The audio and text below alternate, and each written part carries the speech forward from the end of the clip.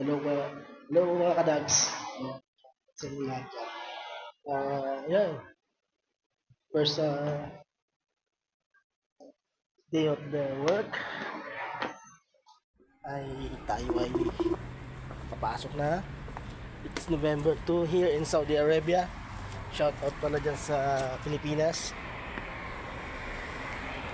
Medyo mas mag-alas 3 na ng hapon dito. At maghihintay na ng sasakyan.